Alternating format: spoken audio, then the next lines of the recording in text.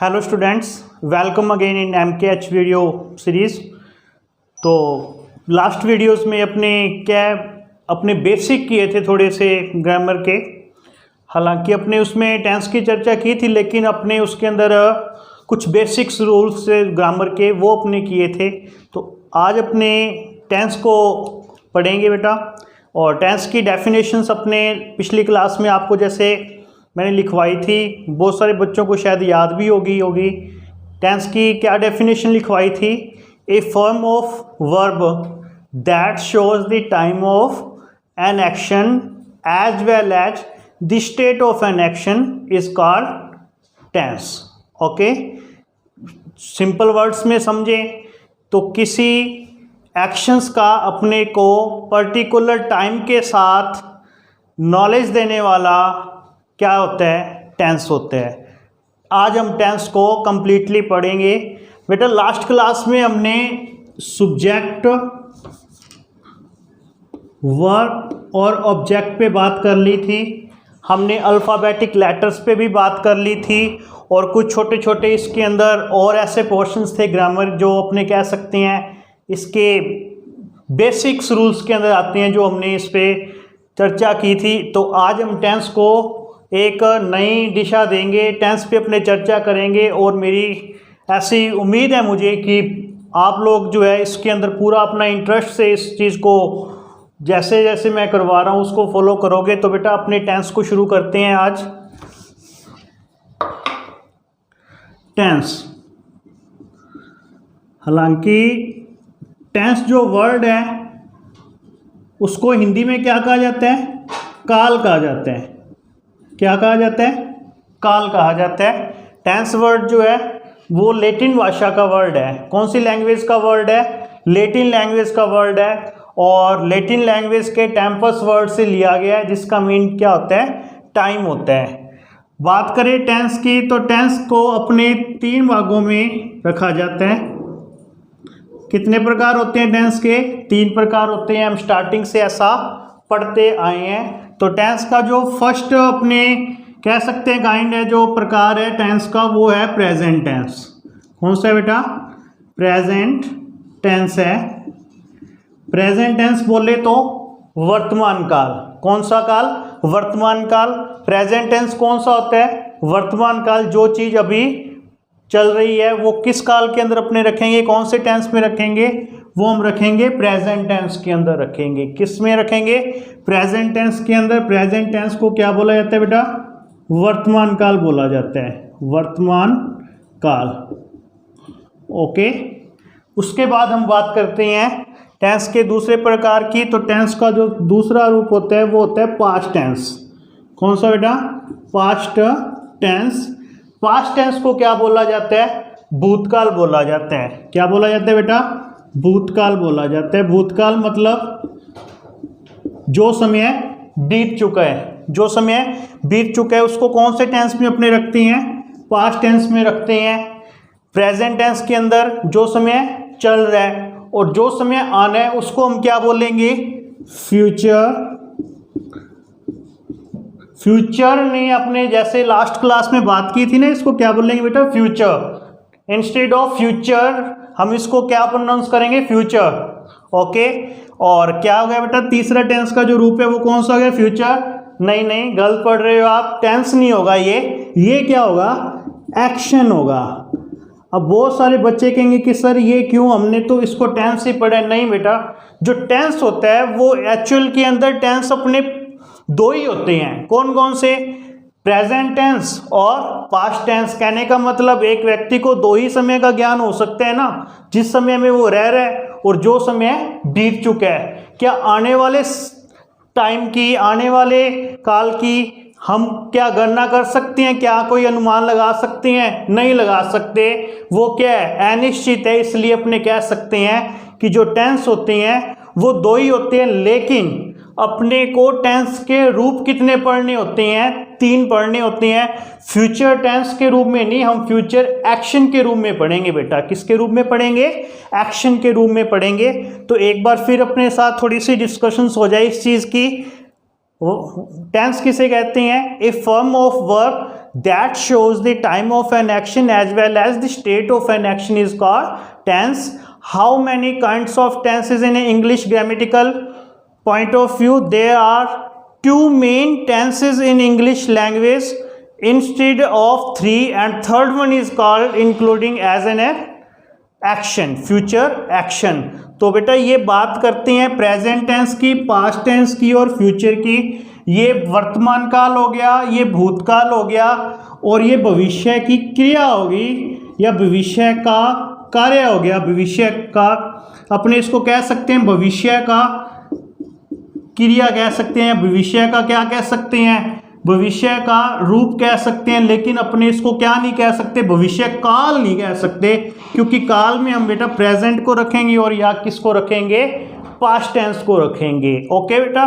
तो अपने बात करते हैं टेंस की. टेंस की डेफिनेशंस हो गई, टेंस के काइंड हो गए. ये टेंस के क्या होते हैं बेटा, प्रकार होते हैं. क्या होते हैं, प्रकार. टेंस को प्रकार कितने प्रकार में बांटा गया, 3 में. प्रकार बोले तो इंग्लिश लैंग्वेज में क्या बोलती हैं, काइंड्स बोलती हैं. क्या बोलती हैं, काइंड्स बोलते हैं. आप इसको टाइप्स भी बोल सकते हो बेटा. क्या बोल सकते हो, टाइप भी बोल सकते हो. तो कितने टाइप हो गए इसके, 3 हो गए. कौन कौन से, प्रेजेंट टेंस, पास्ट टेंस और फ्यूचर एक्शन. क्लियर है. अब इन तीनों काइंड्स को क्या है, ये जो अपने 3 टाइप हैं, इसके 3 टाइप्स हैं किसके, टेंसेस के. इसको 4 पार्ट में डिवाइड किया जाता है. कितने पार्ट में डिवाइड किया जाता है बेटा, 4 पार्ट के अंदर डिवाइड किया जाता है. अच्छा, तो ये चीज़ हमें ध्यान है. काइंड कितने होते हैं टेंस के, 3 होते हैं. कौन कौन से, प्रेजेंट, पास्ट एंड फ्यूचर. और इसके पार्ट कितने होते हैं बेटा, 4 पार्ट्स होते हैं. अगर अपने हिंदी में बात करें तो हिंदी में क्या बोल देंगे इसको, वेद बोल देंगे. और इंग्लिश में क्या बोलते हैं इसको, पार्ट. क्योंकि हिंदी में भी अपने इसको याद रखना है. तो एक अच्छा अपने वही बात है कि नॉलेज हमारे को हिंदी में भी इसकी होनी चाहिए. जैसे कई बार बच्चे को पता होता है कि सर पार्ट तो पता है लेकिन भेद क्या होते हैं. तो बेटा मेरी कोशिश और मेरी जो सोच है वो यही कहती है कि आपको इंग्लिश के साथ थोड़ा बहुत इसका हिंदी का भी ज्ञान होना चाहिए कि भेद बोले तो पार्ट को ही कहा जाता है. तो बेटा ये जितने टेंस के क्या है अपने टाइप है ना, प्रत्येक टेंस के अंदर कितने पार्ट होते हैं, 4 पार्ट्स होते हैं. जैसे इसका फर्स्ट पार्ट कहलाता है इंडेफिनेट. कौन सा कहलाता है, इंडेफिनेट कहलाता है बेटा. The first part of tenses is called indefinite tense. कौन सा बेटा, इंडेफिनेट टेंस कहलाता है. ओके. सेकंड जो इसका पार्ट है वो कहलाता है continuous. Instead of pronounce continuous we pronounce it continuous. बहुत सारे बच्चे क्या करते हैं, इसको कंटिन्यूस बोलते हैं. हालांकि इसको एक्चुअल के अंदर कंटिन्यूस नहीं प्रोनाउंस किया जाता, कॉन्टिन्यूस प्रोनाउंस किया जाता है. और बहुत सारे बच्चों को बेटा कॉन्टिन्यूस की स्पेलिंग भी में भी क्या है, इश्यू रहता है. तो ये स्पेलिंग आप थोड़ा सा ध्यान दोगे, CONTINUOUS. कई बच्चे इसके साथ ई लगा देते हैं या यू वगैरह आगे पीछे कर देते हैं. तो कॉन्टिन्यूस की स्पेलिंग थोड़ा सा ध्यान रहे अपने को, इसमें ई नहीं लगता. थर्ड वन जो है इसका पार्ट, ये सेकंड कौन सा हो गया, कॉन्टिन्यूस टेंस हो गया. कौन सा टेंस हो गया, कॉन्टिन्यूस टेंस हो गया. थर्ड इसका हो गया परफेक्ट टेंस. कौन सा हो गया, परफेक्ट टेंस हो गया. और फोर्थ वन इसका जो है लास्ट वो हो गया बेटा इसका कौन सा, परफेक्ट कॉन्टिन्यूस. कौन, परफेक्ट कॉन्टिन्यूस. ठीक है बेटा. ये 4 पार्ट होते हैं इसके. टेंस के कितने प्रकार होते हैं, 3 होते हैं. How many types of tenses, there are 3 types of tense, present tense, past tense and future action. और इसके अंदर कितने पार्ट में इसको डिवाइड किया जाता है, 4 पार्ट्स के अंदर किया जाता है. कौन कौन से में, इंडेफिनेट में, कॉन्टिन्यूस में, परफेक्ट में और परफेक्ट कॉन्टिन्यूस टेंस के अंदर इसको क्या किया जाता है, बांटा जाता है, डिवाइड किया जाता है. अब इसके अंदर अपने बात करते हैं, ये एक बार बेसिक की बात है, टेंस की डेफिनेशन, टेंस के काइंड, टेंस के पार्ट. अब अपने इसमें क्या बनाते हैं बेटा, अपने इसके अंदर क्या बनाते हैं, सेंटेंसेस बनाते हैं. सेंटेंसेस को हिंदी में क्या बोलते हैं, वाक्य बोलते हैं. तो ये क्लियर हो गया. अब अपने बात करते हैं किसकी, सेंटेंसेस की बात करते हैं. तो चले अपने देखते हैं सेंटेंसेस में क्या है इसका रूल.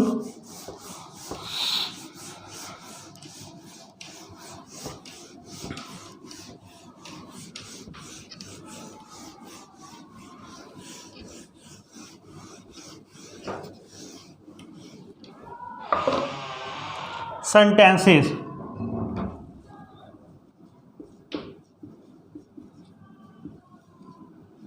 सेंटेंस को क्या बोलते हैं हिंदी में?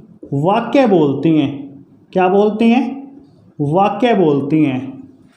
ठीक है। टाइप्स तो इसके 3 हो गए। कौन कौन से? प्रेजेंट, पास्ट और फ्यूचर। फ्यूचर को टेंस पढ़ने की बजाय हम उसको एक्शन के रूप में पढ़ेंगे। पार्ट उसके कितने हो गए? 4 पार्ट्स हो गए। कौन कौन से हो गए? इंडेफिनेट हो गया, कॉन्टिन्यूस हो गया, परफेक्ट हो गया और परफेक्ट कंटिन्यूस हो गया। ओके। अब उसके अंदर अपने क्या बनाएंगे? सेंटेंसेस बनाएंगे। तो बेटा सेंटेंसेस जो होते हैं वो कितने प्रकार के होते हैं? How many types of sentences in English language, इसके बारे में कंट्रोवर्सी ही रहती है। अलग अलग बुक्स के अंदर अपने अलग अलग राइटर्स देखते हैं, तो काफ़ी बार बच्चे भी जैसे कह देते हैं कि नहीं सर ये 3 टाइप्स के हैं, कोई बच्चा कहते हैं नहीं सर ये 4 टाइप्स के हैं। तो बहुत सारी बुक्स के अंदर जो एक कॉमन चीज़ निकल कर आती है, तो जहाँ तक सेंटेंसेस की बात करती हैं तो इसको 4 टाइप्स के अंदर ही अपने रखेंगे 3 की बजाय। और वो 4 टाइप कौन कौन से इसके हो जाएंगे? नंबर 1 कौन सा? Declarative sentence. कौन सा? Declarative sentences. शायद आपने इसको असरेटिव के रूप में पढ़ा होगा, और मोस्टली स्टूडेंटों ने इसको किसके रूप में पढ़ा होगा? मोस्टली स्टूडेंट्स इसको पढ़ते हैं अफर्मेटिव सेंटेंसेस के रूप में। लेकिन अपने इसका कुछ नेम जो एक्स्ट्रा है, जो शायद हो सकता है कि मोस्ट ऑफ स्टूडेंट्स को इसके बारे में नई नॉलेज होती, साथ में अपने वो भी नेम दे जो आजकल की नई बुक्स के अंदर ये नाम दिए जा रहे हैं, और हमें इसके बारे में नॉलेज भी होनी चाहिए। क्योंकि सिंपल वर्ड जिसके बारे में हमें नॉलेज है, देखो वो तो हमारे पास है ही है, लेकिन प्लस उसके अंदर कुछ वर्ड ऐसे हमारे पॉकेट के अंदर कहने का मतलब होने चाहिए, ताकि आजकल क्या है जैसे एनसीईआरटी वगैरह बुक्स के अंदर अपने देखते हैं कुछ नए वर्ड्स ऐसे आते हैं, सेंस उनका, मीनिंग उनका वही निकलता है, लेकिन बच्चे ने वही बात है कि एक ही वर्ड को कंटिन्यू वे में उसको किया होता है, तो इंग्लिश के अंदर ऐसी दिक्कत आ जाती है। तो इसलिए मैंने पहला वर्ड ही यहाँ पे असरेटिव लिखने की बजाय कौन सा लिखा है? डिक्लेरेटिव सेंटेंस लिखा है, जो शायद हो सकता है बहुत सारे बच्चों ने इसको पहली बार सुना हो। सेंटेंस का पहला रूप कौन सा होता है बेटा? Declarative sentences. कौन सा? Declarative sentence. ओके। उसके बाद बात करते हैं अपने इसके दूसरे रूप की। इसका जो दूसरा रूप है सेंटेंसेस का, पहला तो हो गया कौन सा? Declarative sentences. इसमें कौन से सेंटेंस बनाए जाते हैं? इसमें साथ के साथ आपको मैं ये भी बता देता हूँ, सेंटेंस की बात करते हैं, इसके अंदर स्टेटमेंट वाले सेंटेंस बनाए जाते हैं बेटा। कौन से वाले बनाए जाते हैं? स्टेटमेंट्स वाले बनाए जाते हैं। इसमें यस और नो वाले सेंटेंसेस बनाए जाते हैं। फिर भी समझ नहीं आता तो एक बात और बता देता हूँ, इसमें वो सेंटेंस बनाए जाते हैं जिसमें सब्जेक्ट होता है। ओके।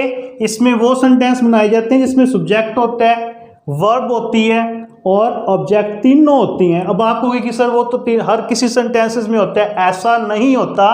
सिर्फ डिक्लेरेटिव सेंटेंस के अंदर जो स्टेटमेंट्स है उसके अंदर सब्जेक्ट, वर्ब और ऑब्जेक्ट तीनों का कॉम्बिनेशन होना जरूरी है, अन्यथा अपने बाकी जो सेंटेंसेस को अलग अलग पार्ट में पढ़ेंगे तो बहुत सारे सेंटेंसेस ऐसे भी हैं जिसमें ऑब्जेक्ट या एस क्या है उसके अंदर सब्जेक्ट नहीं यूज होता। तो सेंटेंस का पहला कौन सा हो गया? Declarative sentence. और इसी डिक्लेरेटिव सेंटेंस को क्या बोलते हैं बेटा? असरेटिव सेंटेंस बोलते हैं। कौन सा सेंटेंस बोलते हैं? असरेटिव सेंटेंस बोलते हैं। ओके। दूसरा अपने सेकंड इसकी बात करते हैं, तो जो सेकंड सेंटेंसेस होते हैं इसका जो वो बनेगा कौन सा? इंटेरोगेटिव। कौन सा बनेगा? Interrogative sentence. इंटेरोगेटिव सेंटेंस की बात करते हैं तो ये कौन सा आता है? अपने हिंदी में बोले तो प्रश्नात्मक वाक्य है। कौन सा? प्रश्नात्मक वाक्य। प्रश्नात्मक वाक्य। इसके अंदर ही अपने वो WH सेंटेंसेस बनाते हैं, वो WH वर्ड से शुरू हो जाती हैं। इंटेरोगेटिव सेंटेंस हो चाहे WH से शुरू हो, पूछना किसके लिए होता है? प्रश्नात्मक वाक्य से ही होता है। और इनकी पहचान क्या होती है? इस सेंटेंस के लास्ट में क्या दिया होता है? क्वेश्चन मार्क दिया होता है। क्या दिया होता है? क्वेश्चन मार्क दिया होता है। तीसरे सेंटेंस की बात करते हैं तो थर्ड सेंटेंस जो इसका बनेगा बेटा, देखो किस चीज़ की चर्चा चल रही है? सेंटेंस की चल रही है। ओके, सेंटेंस का जो पहला अपने इसमें टाइप पड़ा है वो कौन सा, डिक्लेरेटिव, इसको अपने असरेटिव सेंटेंस भी बोल सकते हैं सेंटेंस। इसके बाद जो इसका सेकंड टाइप है इसको क्या बोलते हैं, इंटेरोगेटिव। इंटेरोगेटिव का दूसरा पार्ट कौन सा होता है, WH होता है, और इसको प्रश्नात्मक वाक्य, कहने का मतलब प्रश्न पूछने के लिए यूज करते हैं। तो तीसरा सेंटेंस का जो टाइप है वो लिखवाने से पहले थोड़ा सा मैं चाहूँगा कि मैं आपको इसके बारे में थोड़ी सी डिटेल के बाद और बता दूं कि इंटेरोगेटिव सेंटेंस और WH में फ़र्क क्या होता है। What is the major differences between interrogative sentence and WH sentence. अगर अपने बात करें कि दोनों का यूज तो प्रश्नात्मक, कहने का मतलब प्रश्न पूछने के लिए ही होता है, लेकिन इंटेरोगेटिव और WH की पहचान क्या होती है, तो आप ये ध्यान रखना कि जो इंटेरोगेटिव से क्वेश्चन बनाए जाते हैं बेटा वो हेल्पिंग वर्ब से शुरू होती हैं और क्वेश्चन मार्क पे ख़त्म होती हैं। ओके, और जो WH वर्ड से बनाए जाते हैं वो WH से ही शुरू होंगे, उसके साथ हेल्पिंग वर्ब लगेगी और लास्ट में क्वेश्चन मार्क दोनों के आएगा। अब आप बात करोगे हेल्पिंग वर्ब की, तो मैंने आपको हेल्पिंग वर्ब के बारे में अपने पिछली क्लास में सारा बताया था। इसके हेल्पिंग वर्ब और मेन वर्ब, हेल्पिंग वर्ब को भी अपने अलग अलग पार्ट में पढ़ा था, जिसमें अपने 11 टेंस की हेल्पिंग वर्ब पढ़ी थी और 13 अपने मॉडल्स की पढ़ी थी, 2 अपने ऐसी कॉमन हेल्पिंग वर्ब पढ़ी थी। अब बात करते हैं WH वर्ड की, तो ये मैं आपको फ़र्क बता देता हूँ कि क्या फ़र्क होता है WH और इंटेरोगेटिव के अंदर हेल्पिंग वर्ब से शुरू होने वाले क्वेश्चन सेंटेंसेस के अंदर क्या फ़र्क होता है। इसमें फ़र्क ये होता है बेटा कि जो WH वर्ड से आप क्वेश्चन पुट करते हो तो उसमें आप सब्जेक्ट जानने के लिए, रीज़न जानने के लिए, डिटेल जानने के लिए आप क्वेश्चन पुट करोगे। ओके, हेल्पिंग वर्ब, कहने का मतलब हेल्पिंग वर्ब से जो सेंटेंस शुरू होगा और क्वेश्चन मार्क पे ख़त्म होगा वो इंटेरोगेटिव होता है, और इसका जो आंसर है, इसका जो रिप्लाई है वो मोस्टली क्या होता है, यस और नो के रूप में दिया जाता है। किसके रूप में दिया जाता है बेटा, यस और नो के रूप में दिया जाता है। तो समझ आइए आपको बात कि इंटेरोगेटिव का और WH का यूज़ कहाँ किया जाता है। इंटेरोगेटिव सेंटेंस होता है वो भी प्रश्न पूछने के लिए, WH वर्ड होता है वो भी सेंटेंस जो होता है वो भी प्रश्न पूछने के लिए यूज होता है। लेकिन जो WH वर्ड है इसमें जो अपने क्वेश्चन पुट करते हैं वो डिटेल वाइज होते हैं। इंटेरोगेटिव के अंदर जो हेल्पिंग वर्ब से अपने क्वेश्चन स्टार्ट करते हैं उसका आंसर यस या नो में ही दिया जाता है। ठीक है, हेल्पिंग वर्ब तो हमारे को ध्यान है। अब अपने WH की थोड़ी सी अपने यहाँ पे एक टेबल बना लेते हैं WH वर्ड इंग्लिश के अंदर, जो मेनली कौन कौन से जिससे अपने को क्वेश्चन पुट करने होते हैं। तो चलिए टेबल देख लेते हैं अपने, कौन सा, WH वाला। वट, क्या प्रोनाउंस करते हैं अपने, वट। एक्चुअल में प्रोनाउंस करना क्या है, वॉट, क्या, वॉट। ओके, लेकिन फिलहाल अपने मैटर जो ये नहीं करता, अपने को ये करना है कि WH वर्ड से अपने को क्या है, जैसे अपने क्वेश्चन पुट करने होते हैं तो WH वर्ड के अंदर वट किस चीज़ के लिए यूज़ होता है। ठीक है, वट मैंने अगर अपने बात करें हिंदी में तो क्या। ओके बेटा, और ये किस चीज़ के लिए यूज आएगा, ये यूज आएगा ऑब्जेक्ट मैनर जानने के लिए। किस चीज़ के लिए आएगा, ऑब्जेक्ट मैनर को जानने के लिए। मोस्टली अपने किसका यूज़ करते हैं, वट का। वाई का अपने कह सकते हैं क्यों या फिर किस लिए, और इसको अपने यूज़ करते हैं रीज़न जानने के लिए। किस चीज़ के लिए यूज़ करते हैं, रीज़न जानने के लिए। क्या कर रहे हैं बेटा, अपने कर रहे हैं सेंटेंसेस। सेंटेंसेस में अपने डिक्लेरेटिव सेंटेंस कर लिया, उसको क्या बोलते हैं, असरेटिव सेंटेंस भी बोलते हैं। इसमें तो उस टाइप के सेंटेंसेस आ जाते हैं जिसमें क्या होती है, सब्जेक्ट होता है, वर्ब होती है, और क्या होता है, ऑब्जेक्ट होता है। इंटेरोगेटिव के अंदर अपने प्रश्न बनाने के लिए क्या है, सेंटेंस बनाते हैं, इसके अंदर लास्ट में तो इनके क्या आता है, क्वेश्चन मार्क ही आता है। क्वेश्चन मार्क ही इंटेरोगेटिव के अंदर WH और HV, कहने का मतलब हेल्पिंग वर्ब। दो प्रकार से सेंटेंस शुरू करते हैं। हेल्पिंग वर्ब से जो शुरू करते हैं वो अपने क्या होता है, यस और नो जानने के लिए करते हैं। WH वर्ड में डिटेल वाइज क्वेश्चन को जानने के लिए, अपने उसके आंसर को जानने के लिए, उसको रिस्पॉन्ड करवाने के लिए वो यूज़ करते हैं। व्हाट का अपने ऑब्जेक्ट मैनर जानने के लिए यूज़ करते हैं। वाई का मतलब क्या होता है, क्यों या फिर किस लिए। बात करते हैं व्हेन। व्हेन का यूज़ होता है कब, जब। कहने का मतलब व्हेन कब यूज़ होता है। व्हेन का यूज़ अपने कह सकते हैं एक टाइम ऑफ पीरियड जानने के लिए अपने यूज़ करते हैं। वेयर, वेयर मीन क्या होते हैं, कहाँ, क्या होता है, कहाँ। और वेयर का यूज़ हम कहाँ करते हैं, वेयर का यूज़ हम करते हैं कोई प्लेस जानने के लिए। कहाँ करते हैं बेटा, प्लेस जानने के लिए। उसके बाद हु, कौन, इसका यूज़ हम करते हैं सब्जेक्ट जानने के लिए। Okay, what, why, when, where, who, whom, whose और which, इन तीनों को अपने इकट्ठा पढ़ेंगे। किस किस को, whom को, whose को और which को। ओके, whom किसको, whose किसका और which किस में। अगर अपने इनको समझा जाए, whom तो यूज़ होता है क्या, ऑनरशिप जानने के लिए बेटा। किस चीज़ के लिए, ऑनरशिप जानने के लिए। और whose जो यूज़ होता है ये अपने दोनों ही क्या है, मोस्टली अपने whom और whose दोनों ही ऑनरशिप जानने के लिए यूज़ करते हैं। लेकिन फ़र्क क्या होता है, जो whose होता है उसमें सब्जेक्ट जो होता है सेकंड पर्सन के रूम में, थर्ड पर्सन के रूम में भी हो सकता है।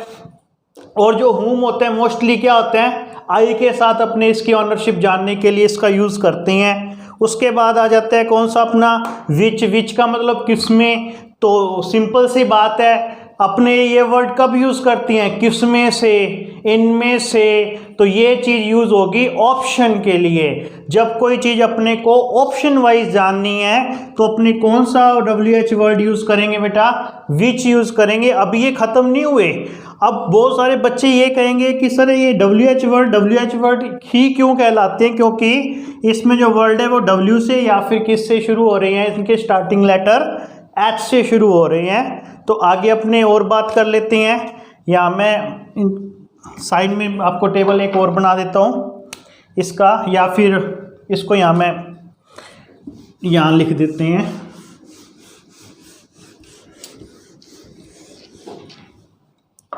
तो अपने व्हाट कर लिया, व्हाई कर लिया, व्हेन कर लिया, वेयर कर लिया, हु कर लिया, whom कर लिया, whose कर लिया, which कर लिया। उसके बाद अपने नेक्स्ट बात करते हैं हाउ। हाउ मीन कैसे, क्या बेटा, कैसे। ओके, उसके बाद हाउ मच और हाउ मैनी। हाउ मच और हाउ मैनी दोनों का मतलब क्या होता है, दोनों का मीनिंग क्या होता है, कितना या कितने, कितना या फिर कितने। और फ़र्क क्या होता है कि जो हाउ मच है और हाउ मैनी है, ये जो है हाउ मैनी ये तो आता है काउंटेबल नाउन के लिए, जिस चीज़ की आप गणना कर सकते हो, और ये अनकाउंटेबल के लिए आता है बेटा। ओके, उसके बाद how much, how many, how often. अब बहुत सारे बच्चे इसको ऑफ्टन बोलते हैं, ऑफ्टन नहीं, इसको भी क्या बोला जाता है, ऑफन बोला जाता है। ये भी एक रूल है जो आपने आगे डिस्कस करेंगे इसके ऊपर। How often, how often mean क्या होता है, कब या फिर कब कब। ओके, कौन क्या मीनिंग निकलता है बेटा इसका, हाउ ऑफन का, कब कब। और इसका यूज अगर अपने देखा जाए इंग्लिश में समझा जाए कि हाउ ऑफन कहाँ यूज होता है, तो अपने कह सकते हैं किसी चीज़ की फ्रिक्वेंसी जानने के लिए, बारंबारता जानने के लिए बेटा। किस चीज़ के लिए, किसी चीज़ की बारंबारता जानने के लिए कौन सा WH वर्ड यूज होता है, हाउ ऑफन। ओके, व्हाट कर लिया, व्हाई कर लिया, when, where, who, whom, whose, which, how, how much, how many, how often. कुछ और कर लेते हैं जो अपने टेंस के अंदर बहुत ही आगे इम्पोर्टेंट रहने वाली है। तो यहाँ मैं बात करूँगा किसकी, हाउ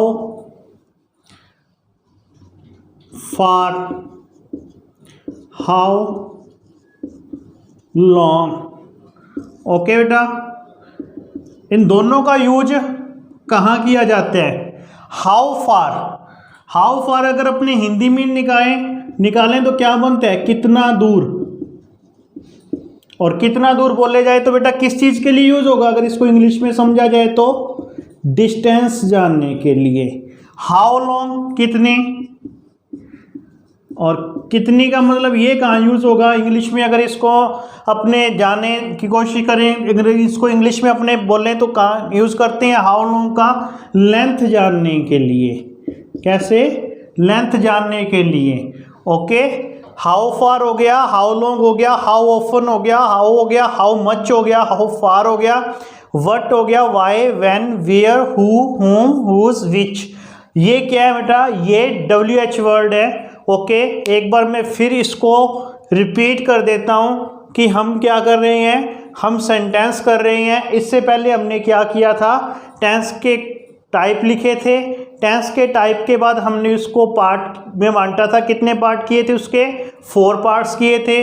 उन 4 पार्ट्स के अंदर हमने सेंटेंसेस बनाने थे और सेंटेंसेस को हमने अलग अलग पार्ट में अपने उनके बारे में डिस्कस कर रहे हैं। जो पहला इसका हमने सेंटेंसेस का जो हमने पहला टाइप है वो कौन सा पढ़ा है, डिक्लेरेटिव सेंटेंस पढ़ा है। आपको मैंने बताया गया था कि जो सेंटेंस होते हैं इंग्लिश में वो, इसके बारे में मैंने जैसे आपको पहले बताया कि अलग अलग कंट्रोवर्सी रही है, क्योंकि बुक्स के अंदर भी अलग अलग देखने को मिलता है। लेकिन इसकी जो एक कॉमन बात निकल कर आती है, जो मोस्टली अपने ज़्यादातर बुक्स के अंदर पढ़ते हैं और आपको भी पढ़ने को मिलेगा, वो यही मिलेगा कि सेंटेंस कितने टाइप्स होते हैं, इसके 4 होते हैं। फर्स्ट डिक्लेरेटिव, जिसमें आप असरेटिव कहते हो। सेकंड वन अपना इंटेरोगेटिव था, जिसमें हमने 2 प्रकार के वाक्यों को पढ़ा है, सेंटेंसेस को पढ़ा है। इंटेरोगेटिव का यूज़ कहाँ होता है बेटा, इंटेरोगेटिव का यूज़ कहाँ होता है, प्रश्न पूछने के लिए।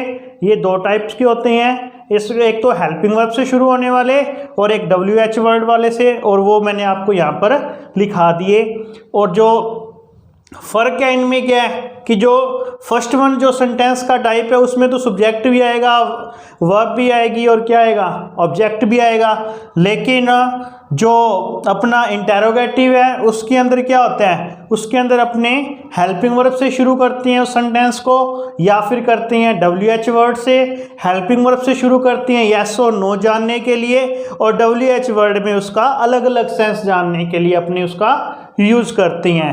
अब बात करते हैं बेटा अपने थर्ड सेंटेंस की, जो थर्ड इसका टाइप है उसके बारे में अपने बात करते हैं। ये जो मैंने आपको समझाया ये सेकंड था, कौन सा, इंटेरोगेटिव, जिसमें इंटेरोगेटिव का और अपने उसके साथ WH का जो है उसका अपने पूरे तरीके से क्या है उसको डिफाइन किया है। WH वर्ड और इंटेरोगेटिव दोनों क्वेश्चन पुट करने के लिए किस प्रकार से यूज़ किए जाते हैं। तो अब अपने थर्ड पढ़ते हैं इसका।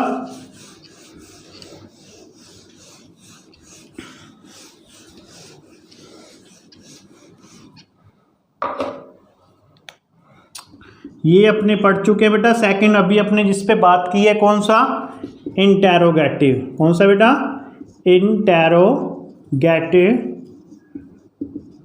सेंटेंस। ओके, इंटेरोगेटिव सेंटेंस अपने पढ़ लिया।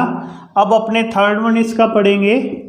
जो थर्ड इसका टाइप होता है सेंटेंस का वो रखते हैं अपने इम्पेरेटिव।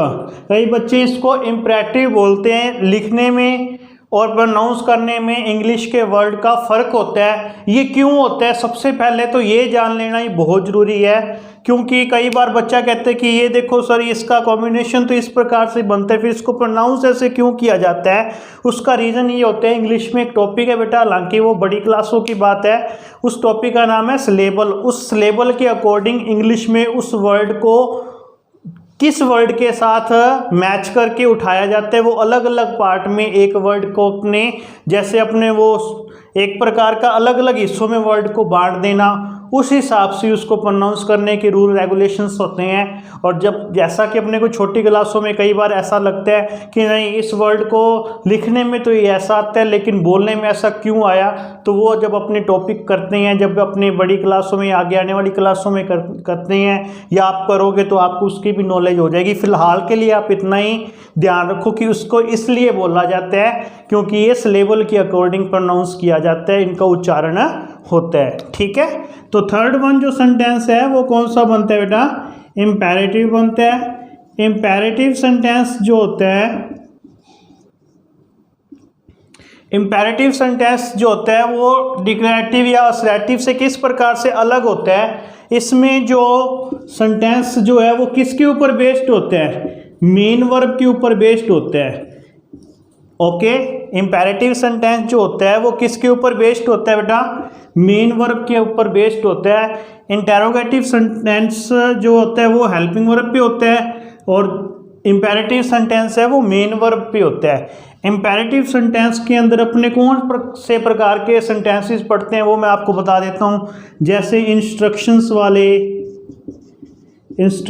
वाले हो गए, ओके, सजेशंस वाले हो गए, ओके, रिक्वेस्ट वाले सेंटेंसेस हो गए, ओके, एडवाइस वाले सेंटेंसेस हो गए, ऑर्डर वाले सेंटेंसेस हो गए।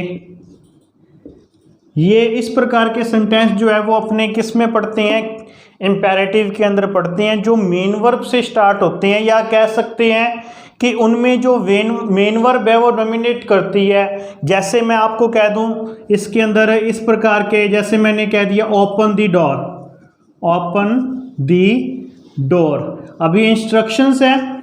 और ये अगर आप सेंटेंस, अगर इसको सेंटेंस के अपने टाइप में रखना होगा तो कौन से टाइप में रखेंगे, इंपेरेटिव के अंदर रखेंगे। किसके अंदर रखेंगे, इंपेरेटिव के अंदर रखेंगे। अब अपने बात करते हैं फोर्थ की, और जो फोर्थ अपना लास्ट वन सेंटेंस का जो अपने कह सकते हैं कि जो इसका फोर्थ सेंटेंस होता है वो होता है एक्सक्लेमेटरी। कौन सा होता है बेटा, एक्सक्लेमेटरी सेंटेंस। ओके, एक बार फिर मैं पूछना चाहूँगा, रिपीट करना चाहूँगा आप लोगों के साथ। सेंटेंस पढ़ रहे हैं, how many sentences in English language, there are 4 types of sentences in English language. कौन कौन से, declarative, interrogative, imperative and exclamatory sentence. Exclamatory sentence वो होते हैं जिसको अपने कह सकते हैं कि ऐसे सेंटेंस जो अपने को क्या कर देते हैं, हैरानी कर देने वाले, अतिशयोक्ति या आश्चर्यजनक सेंटेंस, इसको हिंदी में बोलते हैं विस्मय बोधक। क्या बोलते हैं, विस्मय बोधक। और इंग्लिश में क्या बोलते हैं, एक्सक्लेमेटरी सेंटेंसेस। कहने का मतलब हैरानी वाले, अचानक से खुशी देने वाले, अचानक से आपको शॉक करने वाले सेंटेंस। आप कौन सी उसको कैटेगरी में रखते हो, आप सेंटेंसेस की फोर्थ कैटेगरी में रखते हो, फोर्थ टाइप के अंदर रखते हो। उसको क्या बोलते हैं बेटा, एक्सक्लेमेटरी सेंटेंस बोलते हैं। क्या बोलते हैं, एक्सक्लेमेटरी सेंटेंस बोलते हैं। इसके अंदर सब्जेक्ट वर्ब और ऑब्जेक्ट तीनों, इसमें हेल्पिंग वर्ब और WH वर्ड जो होता है वो यूज होता है। लास्ट में क्वेश्चन मार्क लगाया जाता है। इंपेरेटिव के अंदर मेन वर्ब का जो रोल है वो ज़्यादा होता है। इसमें इंस्ट्रक्शन बोले तो निर्देश देना किसी को कोई, ओके। सजेशन मतलब किसी को कोई सुझाव देना, ओके। रिक्वेस्ट मतलब किसी से प्रार्थना करनी, ओके। एडवाइस मतलब किसी से सलाह लेनी या सलाह देनी। ऑर्डर मतलब किसी को आदेश देना। इस टाइप के सेंटेंसेस किसके अंदर आते हैं, इंपेरेटिव सेंटेंस के अंदर आते हैं। ये अलग चीज़ है बच्चे, ये अलग चीज़ है। मैं आपको बार बार कह रहा हूँ, और ऐसा इसलिए कह रहा हूँ क्योंकि मोस्टली हम अपने क्या स्कूलों में ये पढ़ते हैं कि जो सेंटेंस होते हैं वो क्या होता है, सिंपल सेंटेंस होता है, नेगेटिव सेंटेंस होता है, इंटेरोगेटिव सेंटेंस होता है, और WH वो एक अलग चीज़ है। वो स्टेटमेंट के अंदर 4 आते हैं। मैं आपको इसके जो पूरी, कहने का मतलब इसकी जो हिस्ट्री है ना सेंटेंस की, जिसके ऊपर ये पूरे बेस्ड है, तो चाहे वो आप वो वॉइस करो, आगे अपने स्पीच वगैरह करेंगे, चारों की जो कहने का मतलब ये जो चार मैंने आपको टाइप बताई है सारे इनकी क्या है, इनकी बेस है, इनका आधार है, उसके बाद अलग अलग इनके पार्ट है। लेकिन वो नेगेटिव और वो इंटेरोगेटिव वो सारे के सारे किस में आते हैं, वो इसमें आते हैं असरेटिव के अंदर या इंटेरोगेटिव के अंदर आते हैं। ये मैंने इसलिए आपको साथ में ऐड करके लिखवा दिए ताकि पूरी ग्रामर का पोर्शन आपको समझ आ जाए कि पूरी ग्रामर के अंदर अपने कितने प्रकार के सेंटेंस की चर्चा करते हैं। 4 प्रकार की 4 टाइप्स की करते हैं। कौन कौन सी? डिक्लेरेटिव करती हैं, इंटेरोगेटिव करती हैं, इंपेरेटिव करती हैं और कौन सी करती हैं? एक्सक्लेमेटरी सेंटेंस की अपने बात करते हैं। अब अपने समझेंगे कि एक्सक्लेमेटरी सेंटेंस जैसा मैंने आपको बता दिया, अचानक से खुशी या अचानक से शॉक कर देने वाले सेंटेंस जिसके अंदर आप कौन सा वर्ड यूज करते हो? एक्सक्लेमेटरी। लास्ट में आप इसके क्या लगाते हो? इंटरजेक्शन लगाते हो। इंटरजेक्शन बोले तो विषम्य बोधक, विस्मिक, आप ये वाला साइन लगाते हो या ये वाला साइन देखोगे कि इसके अंदर जो सेंटेंस आपका एक्सक्लेमेटरी होगा। और मोस्टली जो वर्ड होंगे इसके अलास, वाओ, व्हाट ए, ब्राउ, इस प्रकार के सेंटेंस आप इसमें पढ़ोगे बेटा, किसमें? एक्सक्लेमेटरी सेंटेंसेस में। तो ये अपनी यहाँ पर कंप्लीट हो जाती है क्या? टेंस की इंट्रोडक्शन। अब अपने सेंटेंस को क्या करेंगे? अब अपने टेंस को करेंगे स्ट्रक्चर वाइज याद। ओके, यहाँ अपने कोई टेंस की जो क्या इंट्रोडक्शंस कंप्लीट हो जाती है।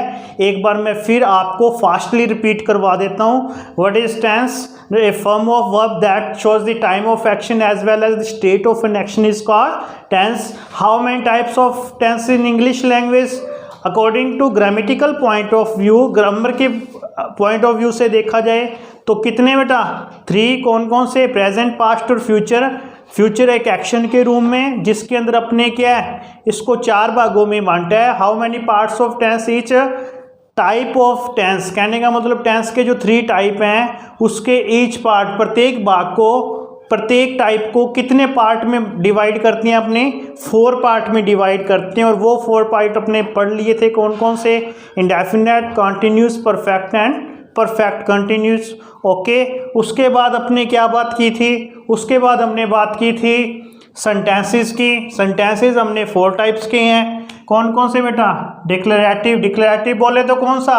स्टेटमेंट्स। स्टेटमेंट्स बोले तो कौन सा? इसमें सिंपल वाक्य आते हैं, यस नो वाले आते हैं। ओके, इंटेरोगेटिव में प्रश्न पूछने वाले वाक्य आते हैं। इंपेरेटिव में कौन से आते हैं? जिसमें मेन वर्ब ज़्यादा जो बेस्ड होते हैं मेन वर्ब पे। और एक्सक्लेमेटरी में आपको हैरान नहीं कर देने वाले सेंटेंसेस जो होती हैं वो कौन सी होती हैं? एक्सक्लेमेटरी सेंटेंसेस होती हैं। आई होप आपको ये सारा समझ आ गया होगा। अब अपने बात करेंगे किसकी? टेंस के स्ट्रक्चर्स की। तो बेटा आइए अपने टेंस के स्ट्रक्चर्स के बारे में अपने बात करते हैं। और जो इतना आपको मैंने बताया है ये क्या है? ये बेसिक्स रूल्स हैं टेंस के। उससे पहले अपने जो चर्चा की थी, जो डिस्कशंस की थी, वो क्या थी?